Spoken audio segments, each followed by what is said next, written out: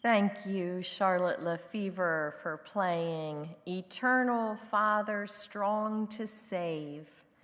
When the storms of life are raging and Master, the tempest is raging. I am Chaplain Ann Weaver. On Monday of this week, I shared a devotional at the Landis Homes board meeting about Jesus calming the sea. I am grateful for this dedicated and wise group of men and women on our board who provide leadership for Landis Homes. I want to name them and thank them for their commitment to our well-being. Glenn Moffitt, Rachel Hess, Ken Moore, Lisa Clark, Janet Brenneman, Bill Davis, Jerry Horst, Sherwood Lingenfelder, Jen Orantes, and George Stoltzfus. It was certainly a joy for me to sit in the room with them and share this devotional and respond to their good questions. And I thought that it might be valuable to share a portion of the devotional that I shared with them on Monday morning and share it with you today. Feels like we could be united in this spiritual reflection on the theme of Jesus calming the sea. It's found in Luke 8:22-25, and I will read from the Common English Bible. One day, Jesus and his disciples boarded a boat. He said to them, "Let's cross over to the other side of the lake." So they set sail. While they were sailing, Jesus fell asleep. Gale force winds swept down on the lake. The boat was filling up with water, and they were in danger. So they went and they woke Jesus, shouting, "Master, Master, we're going to drown." So he got up and gave orders to the wind and the waves, and the storm died down, and it was calm. He said to his disciples, "Where is your faith?" Filled with awe and wonder, they said to each other, "Who is this?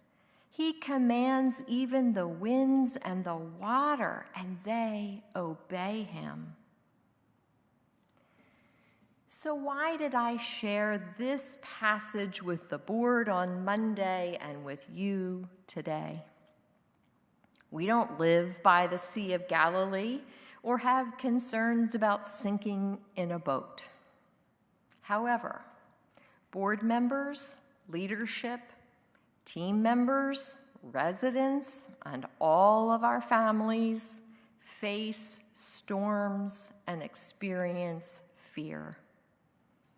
When I prepared this devotional, I didn't know that our question and answer portion of the town meeting yesterday would include some churning emotions, and for lots of different reasons and from different perspectives. So what can this story teach us about how to react to the storms that come into our lives? Well, after I finished my devotional at the board meeting on Monday, one of the board members asked me how I personally handle the storms that come into my life. Fair question, George. I'll be honest what I do. I often invite Jesus to wake up and calm the storm in my life.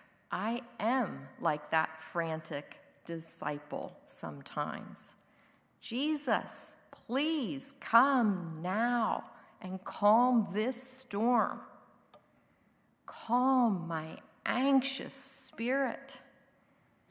Calm my pulse and the adrenaline flowing through my body so that I can think more clearly. Prayer is first and foremost the place I go when I face a small or large storm, professionally or personally. And I know that to be true about so many of you. Prayer is precious. We might think that Jesus is asleep sometimes, but we can wake him up with our pleading. In addition to prayer, every morning I spend quiet time listening to an app on my phone called Pray As You Go.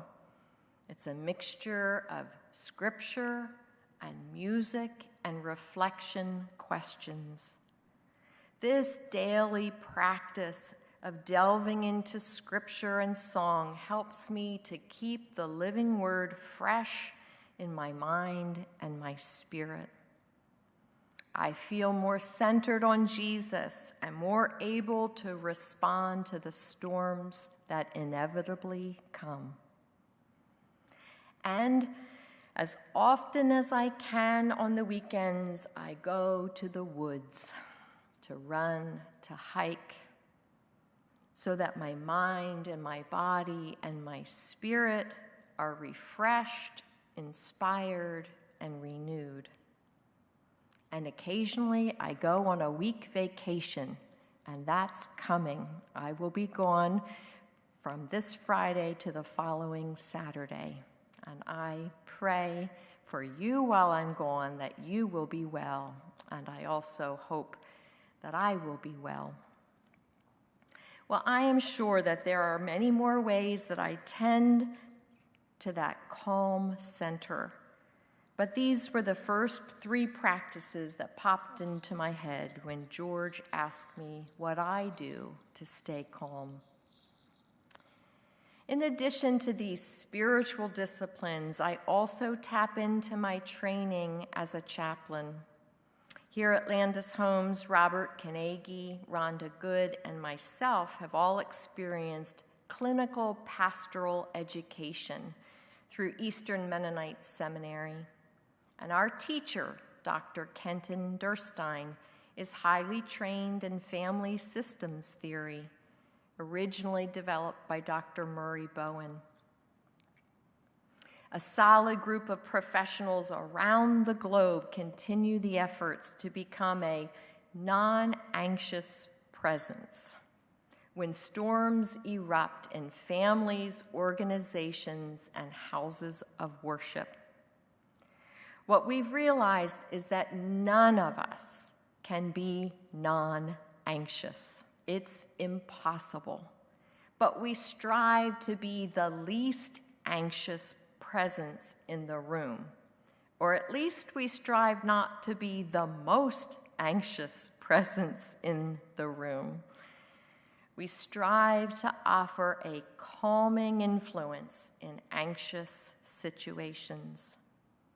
We learn many tools and strategies to monitor our own anxiousness, calm ourselves down, and then be present to people in the situation. So how do you calm yourself down in the midst of a stormy situation? When do you shout at sleeping Jesus, shake him by the shoulders, and say, "Help me, Lord"? In the scripture, Jesus did calm the storm, which calmed the disciples. But he also asked them, "Where is your faith?" I believe he meant, I am glad to help, but what abilities do you have to calm your storms? Jesus gives us agency, responsibility, and ability to calm our storms. And when we cannot completely calm ourselves down, we remember that God places us in a community where we can help one another to calm the storms that come. Now, I personally believe that it is more effective to calmly speak about problems and challenges and opinions. I don't like shouting. I don't like accusations. I believe that other people are more able to hear us when they too feel safe and regarded. So how we communicate is extremely important in community.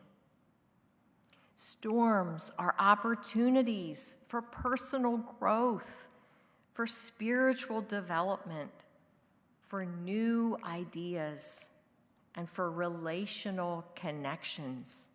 They don't have to be horrible. Storms are inevitable. The question before us is, who do we turn to for help? How do we calm ourselves down? And how do we engage one another during churny times? May we lean on Jesus and one another. On the communion table is a piece of art that my husband Todd made for us for today.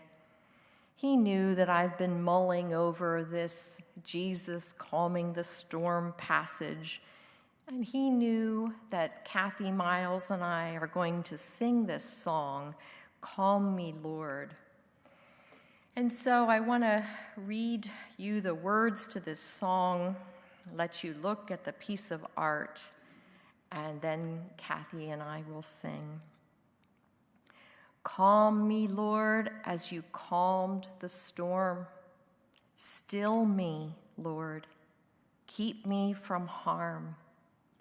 Let all the tumult within me cease. Enfold me, Lord, in your peace.